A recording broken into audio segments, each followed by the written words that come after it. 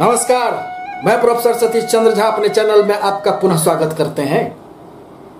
आज मैं एक बिल्कुल ही नए विषय के संबंध में कुछ बातों को लेकर उपस्थित हुआ हूं कि जीवन में यश प्रतिष्ठा किसे प्राप्त होती है। क्योंकि संसार में धन, दौलत, भवन, वाहन, सभी प्रकार के भौतिक सुख तो आप प्राप्त कर लेते हैं, परंतु क्या इसके साथ ही साथ समाज में, अपने परिवार में, कुटुंबों के बीच क्या आपको यश प्राप्त होती है?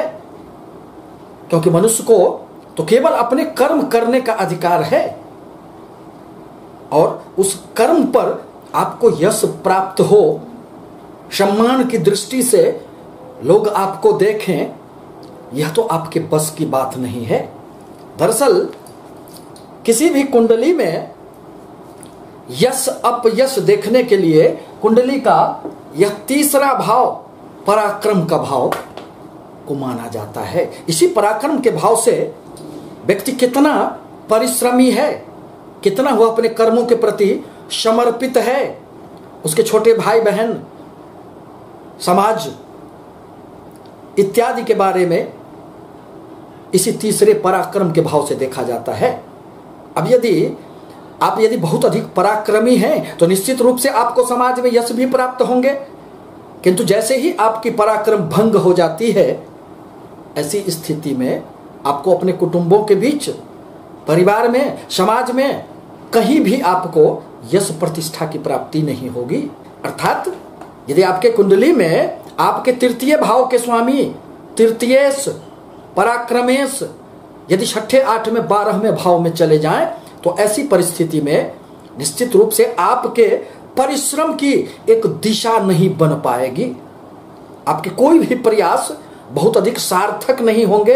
अतः आपको जीवन में मान सम्मान, यश प्रतिष्ठा नहीं प्राप्त हो सकती है। साथ ही साथ यश देने के लिए सूर्य देव को भी माना जाता है। अतः यदि आपकी कुंडली में सूर्य की अच्छी स्थिति न हुई, सूर्य यदि नीच के हों, शत्रु राशि में बैठे हों, अच्छे भाव से उनकी युति न हो, अच्छे भाव से उनकी संबंध न हो, तो ऐसी परिस्थिति में आपको जीवन में यश प्रतिष्ठा प्राप्त नहीं होते हैं। इसी संबंध में मानसागरी में कीर्ति योग के संबंध में कुछ बातें की गई है और उसमें कहा गया है कि शुक्रो यस्य बुधो यस्य यस्य केंद्रे बृहस्पति दसमें अंगारको यस्य सजातः कुलदीपकः।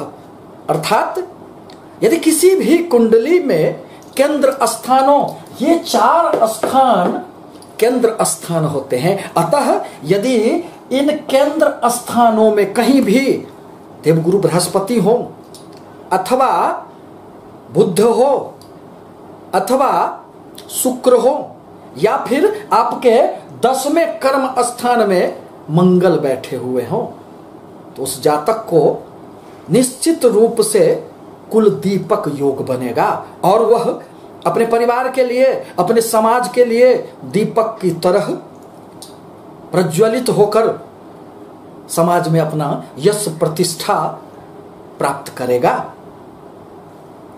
यह दीपक की तरह रोशनी देने वाला कहा गया है। दरअसल कोई भी ग्रह यदि स्वगृही हो, उच्च के बैठे हो, मित्र राशि में हो, तो बलाबल के आधार पर उनके बल में वृद्धि हो जाएगी। अतः वह और अधिक आपको शुभ फल देंगे। दरअसल शुक्र, गुरु, बुध ये सब तो शुभ ग्रह माने जाते हैं। अतः यदि वह केंद्र स्थान से संबंध स्थापित कर लेते हैं तो ऐसे व्यक्ति को जीवन में निश्चित रूप से यश, मान, सम्मान प्राप्त होता है और वह समाज को दिशा निर्देशन करने का भी कार्य करता है। राजनीति के क्षेत्र में भी उसे निश्चित रूप से कई सफलताएं प्राप्त होती है। और यदि मंगल आपके 10वें स्थान में बैठे हों तो निश्चित रूप से यह योग घटित होता है। पुनः मानसागरी में दूसरे श्लोक में कहा गया है, सिंह लग्न हो और वहां मंगल विराजमान हो, तथा 5वें भाव में चंद्रमा हो एवं 12 स्थान में यदि राहु बैठे हों तो ऐसी परिस्थिति में वह व्यक्ति जीवन में यश प्राप्त करता है।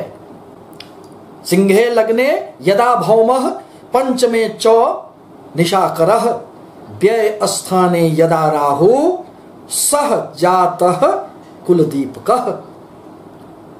अर्थात यदि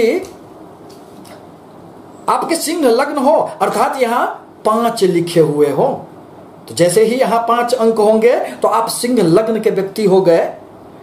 तो यदि सिंह लग्न में मंगल विराजमान हो, आपके पंचम में चंद्रमा विराजमान हो एवं आपके 12 व्यय स्थान में राहुदेव विराजमान हो, तो वह भी कुल दीपक योग बनाता है और वह व्यक्ति जीवन में खूब मान सम्मान धन अर्जित करता है और समाज को दिशा दिखाने का कार्य करता है। इसे कुल दीपक योग कहा गया है। पुनः एक अन्य श्लोक में मानसागरी में कहा गया है इसी संबंध में कि शत्रु स्थाने यदा जीवो लाभ स्थाने शशि भवेद। शत्रु स्थाने यदा जीवो लाभ स्थाने शशि भवेद गृह मध्ये सौजातस्य विख्यातः कुलदीपकः। अर्थात शत्रु स्थान में, जीव का मतलब बृहस्पति कहा जाता है, तो शत्रु स्थान ये 6ठे स्थान को कुंडली में शत्रु स्थान कहा गया है। तो 6ठे स्थान में यदि किसी भी कुंडली में आपके कोई भी लग्न हो और यहां बृहस्पति विराजमान हो तथा लाभ स्थाने शशि भवेद, ये जो लाभ स्थान है 11वें स्थान को लाभ भाव कहा गया है।